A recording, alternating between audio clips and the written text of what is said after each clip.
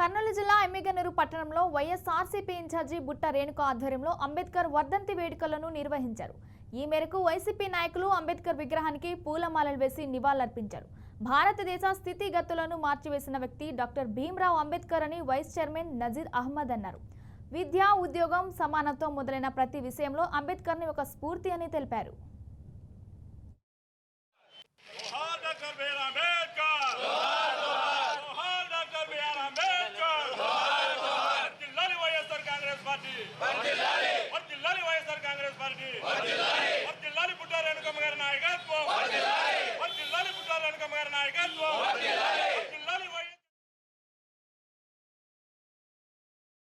ఈరోజు లోన్ తీసుకుంటున్నామంటే అది కేవలం అంబేద్కర్ గారి దయనే.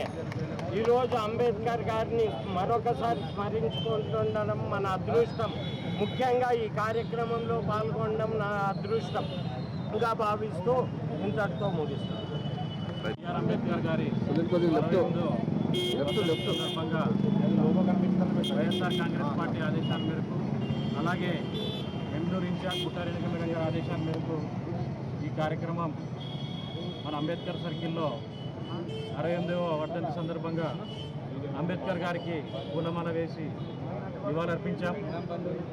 అలాగే భారత రాజ్యాంగాన్ని రచించినటువంటి అంబేద్కర్ గారు ఒక చేతిలో పుస్తకం, మరోవైపు చూపు వేలితో దారిని చూపిస్తూ దళిత వాళ్లకు వేల సంవత్సరాల వెనుకబాటుతనాన్ని అధిగమించగలమన్న గుండె ధైర్యాన్ని ఇస్తూనే ఉన్నారు. ఎక్కడ వివక్ష ఉన్నా ప్రతిఘటించి సాహసాన్ని అందిస్తూనే ఉన్నారు. ఇప్పుడు కూడా మనకి ఏదైనా అన్యాయం జరిగిందంటే ఇక్కడికి వచ్చి చెప్పుకునే ఏకైక దైవం అంబేద్కర్ గారు.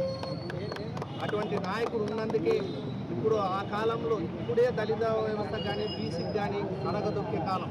ఆయన ఎంత కష్టపడి ఉంటాడో రాజ్యాంగం రాయడానికి.